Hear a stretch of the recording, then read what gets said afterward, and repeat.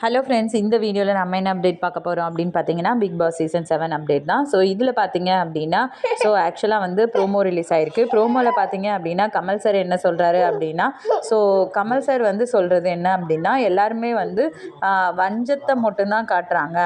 வஞ்சத்தை காட்டி நமக்கு வந்து புகழ் வர மாதிரி பண்ணிக்கிறாங்க அப்படின்றது தான் வந்து பண்ணுறாங்க.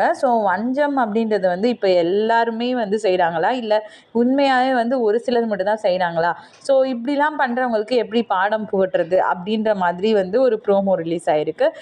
இது வந்து பார்த்தீங்க அப்படின்னா ஹவுஸ்மேட்ஸில் யார் யாரெல்லாம் அப்படி பண்ணுறாங்க அப்படின்றத நம்ம வந்து பார்க்கணும். பேசிக்காக பார்க்கும்போது விசித்ரா மேம் பார்க்கும்போது அடுத்தவங்களை பற்றி வந்து தப்பு சொல்லியே வந்து அவங்க பெரியாள் ஆகிட்டாங்க. அதே மாதிரி தான் வந்து விஷ்ணுவும் அடுத்தவங்களை தப்பு சொல்லியே வந்து பெரியாள் ஆகிட்டுருக்காரு. அண்டு அர்ச்சனா வந்து இந்த கேங்கில் வருவாங்களா வரமாட்டாங்களா நமக்கு தெரியல. பேசிக்காக வந்து அவங்க பெரியாள் ஆகவே இல்லை இன்னும். ஏன்னா வந்து அவங்க ஆயிடக்கூடாதோ அப்படின்றது தான் வந்து இவங்க எல்லாருமே வந்து விரும்புகிறாங்க. பட் ஆக்சுவலாக வந்து ஒருத்தரை பற்றி அவங்க குறை சொல்லிக்கிட்டே இருக்கும்போது ஆட்டோமேட்டிக்காகவே அவங்க மேலே வந்து லைம்லைட் போகுது. இந்த ஸ்பாட்லைட்டை வந்து அவங்க கரெக்டாக யூஸ் பண்ணிக்கிட்டாங்க அர்ச்சனா. அவங்க வந்து எல்லாருமே குறை சொல்லிகிட்டே தான் இருக்காங்க. அதுக்கப்புறமா பார்த்தீங்க அப்படின்னா கூல் சுரேஷ் வந்து இந்த வீக் வந்து நிறையா வந்து மெயின்லி வந்து பார்க்கும்போது நம்ம அந்த கயிறு டாஸ்கில் விசித்ரா மேம் வந்து என்னென்ன தப்புலாம் செஞ்சாங்க அப்படின்ற மாதிரி அவர் நிறையா வந்து விஷயங்கள் பேசியிருந்தார். இவரும் அதே தான் பண்ணுறாரு. இது மட்டும் இல்லாமல் ரொம்ப ரொம்ப முக்கியமான ஒருத்தர் யார் இது மாதிரி பண்ணிகிட்டே இருக்காங்க அப்படின்னு பார்த்தீங்கன்னா ரவீனா. ரவீனா வந்து எல்லா இடத்துலையுமே வந்து ஒருத்தவங்களை போயிட்டு வந்து அவங்களோட மிஸ்டேக்ஸை மட்டுமே வந்து பேசிகிட்டே இருக்காங்க. இதுக்கப்புறமா பார்த்தீங்க அப்படின்னா இந்த வீட்டில் வந்து தினேஷ் அண்ட் நிக்சனுக்கு நடுவில் செம்மையான சண்டை போயிட்டே இருக்குது. தினேஷ் வந்து நிக்சன் எல்லாருமே கேங்காக இருக்காங்க அப்படின்றத வந்து ரொம்ப ஃபோக்கஸ்டாக சொல்லிக்கிட்டே இருக்கார். இப்போ இது எல்லாமே வந்து கம்ப்ளீட்டாக வந்து போயிட்டுருக்கு. என்ன தான் நடந்தாலும் மாயா, பூர்ணிமா, விஷ்ணு இவங்க எல்லாருமே வந்து ஒரு லெவல் ஆஃப் கேங். அண்ட் அதுக்கப்புறமா பார்த்தீங்கன்னா கூல் சுரேஷ்.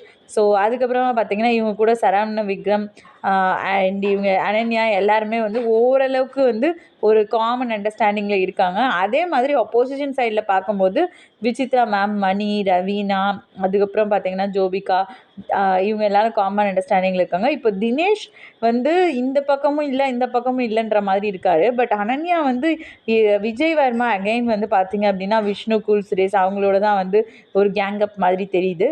பேசிக்காகவே வந்து பார்க்கும்போது இப்போது எல்லாருமே வந்து ஸ்மால் பாஸ் ஹவுஸில் இருந்ததுனால எல்லாருமே ஒரு கேங் மாதிரி விளையாடுறதா. இதில் நிக்சன் வந்து ரொம்ப ரொம்ப முக்கியமான ஒரு பாயிண்ட்டாக மாறிட்டார். இந்த வீக் அவர் கேப்டன் அப்படின்றதுனால வந்து நிறைய விஷயங்களில் வந்து இவங்க வந்து ஸ்மால் பாஸ் ஹவுஸ் கூட இருக்கிறாங்க. எல்லாமே கேங்குன்ற மாதிரி ஒரு பெரிய ஒரு பாயிண்ட் வந்து இந்த வீக் க்ரியேட் ஆகிடுச்சு. உண்மையாகவே இவங்க எல்லாரும் கேங்கை தான் விளையாடுறாங்களா? இதுக்கு நடுவில் பார்த்தீங்க அப்படின்னா விஷ்ணு வந்து என்ன தான் வந்து பர்சனலாக எந்த ஒரு ரிலேஷன்ஷிப்பும் எனக்கும் பூர்ணிமா உனக்கு கூட வேண்டாம், ஒரு ஃப்ரெண்டாகவே நீ இருக்க தேவையில்ல அப்படின்ற மாதிரி சொல்லியிருந்தா கூட, பட் அவங்க 2 பேர்த்துக்குள்ளே வந்து ஒரு டாஸ்க்குன்னு வரும்போது ஒரு காமன் அண்டர்ஸ்டாண்டிங் இருக்க தான் செய்யுது. ஒரு கேங்காகவே தான் இந்த மாதிரி வந்து விளையாடிட்டே இருக்காங்க. பேசிக்காகவே இது வந்து உண்மையாகவே நடக்கலை, நல்லாவே இல்லை. இதுதான் வந்து கமல் சார் வந்து என்ன சொல்லியிருக்காரு அப்படின்னு பார்த்தீங்கன்னா, வஞ்சத்தை மட்டுமே கக்கும் போட்டியாளர்கள் அப்படின்ற மாதிரி சொல்லியிருக்காரு. வஞ்ச புகழ்ச்சி அணியா அப்படின்ற மாதிரிலாம் பேசியிருக்காரு. வஞ்சம் மட்டும்தான் இருக்குது, இது புகழ்ச்சி எதுவுமே இல்லையே அப்படின்றது வந்து அவர் சொல்கிறாரு. ஒரு கேலிக்காக சொன்ன மாதிரி இருந்துச்சு. பிகாஸ் வஞ்ச புகழ்ச்சி அணினா என்னென்னா, நம்ம வந்து ஒருத்தவங்களை புகழ்கிற மாதிரி புகழ்வோம். அது காரணமே வந்து அவங்கள புகழ தேவையில்ல, அந்த இடத்துல அவங்கள தாழ்த்துறதுக்காக தான் வந்து அந்த இடத்துல நம்ம புகழ்வோம்.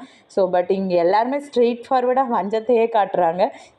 இதுதான் வந்து இப்போ டாஸ்காக இருக்குது. நம்ம சொல்கிற மாதிரியே வந்து டேஸ் கம்மியாக யார் வெளியே போகணும் அப்படின்றத டிசைட் பண்ணுறதுல எல்லாருமே ரொம்ப மீனாக இருக்காங்க. நான் உள்ளே இருக்கணும்னு.